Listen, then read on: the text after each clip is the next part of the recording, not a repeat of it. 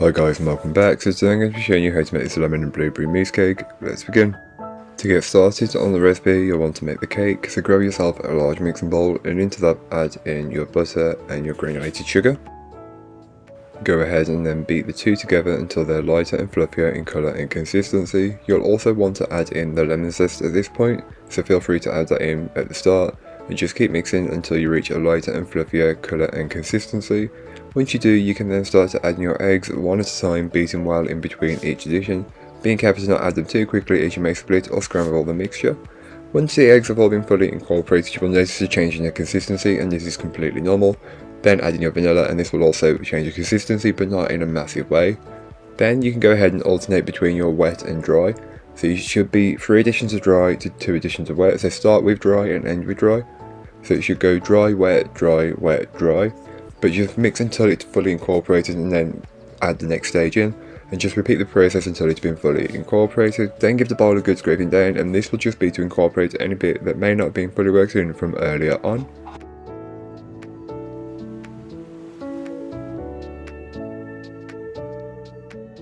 Split the cake mixture between 3 6-inch cake tins. Feel free to eyeball this, but I am using scales for a bit more accuracy, as this really does help with the consistency of baking a little later on. Spread and level it out as best you possibly can, and this will just help with the consistency of baking while it's in the oven. Once you're ready, you can then place into your preheated oven and bake it off. All that information will be in the blog post, which will be linked down below, so don't forget to check it out if you're interested. So when the time comes, feel free to make the mousse. Simply take a small bowl of water and add in your gelatin leaves and just press them down so they're fully submerged and soak them, then set aside until needed later on. Then grab yourself a large mixing bowl and add in your egg yolks and your sugar and just whisk together until they're well combined. The mixture should become paler in colour and lighter in consistency.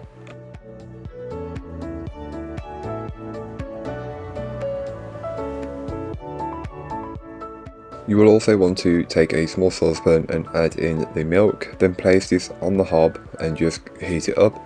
I also add in the vanilla at this point and just whisk it together. Then place on the hob and allow it to come up to a boil. Once it reaches a boil, you can then steadily add a small amount into the eggs and sugar mixture just to temper it, so whisk that in. Then add the rest and just whisk consistently until it's fully incorporated. Then transfer back into the pan and keep whisking until the mixture thickens up. It's somewhat like a custard, so just keep whisking until it's thickened. Once it's thickened, you can then remove from the heat and allow it to cool just a little bit. While you're waiting, take your leaves of gelatin and wring out all of the water that you possibly can. Once you've done that, you can then add that into the hot custard mix and just fully add that in and keep whisking until the gelatin has been fully incorporated. If you find that it doesn't melt very well, just place it back on the hob over a low heat and just keep going. Once the gelatin is incorporated, you can then pass it through a sieve. This will just remove any lumps or anything else that you may not want little bits in there. Then into that mixture you'll want to add in your puree. I'm using a blueberry puree, and just whisk until it's fully incorporated. Once the blueberry puree is fully incorporated, you will have this beautifully purple coloured mixture, and trust me, it just stays a beautiful colour. Add in the double cream that has been whipped, and then just fold that in until it's fully incorporated. This will help with the mousse process a little later on. Fold that in until it's fully incorporated, and you will notice a change in the colour and consistency, but don't worry, this is completely normal and what we're looking for.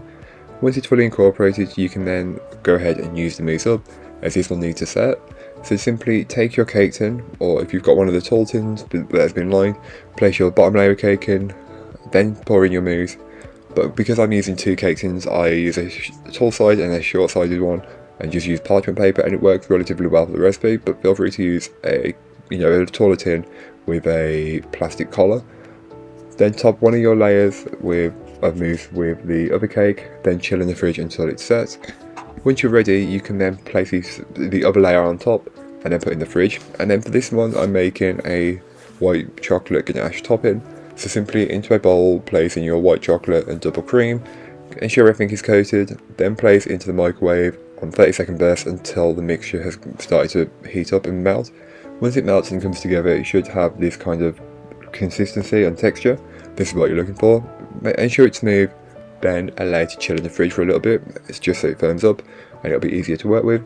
Then grab your cake and top the cake with some of that ganache and just spread and level it out as much as you possibly can. I just created a little swirl on top, but feel free to do whatever works best for your decoration.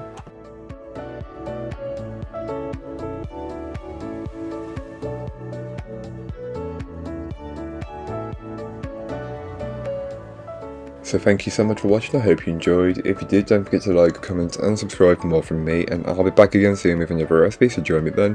In the meanwhile, don't forget to check out the description. I'll be a link to this recipe, a link to my blog, and links to my social media. But that's all for today. I hope you enjoyed. Bye guys.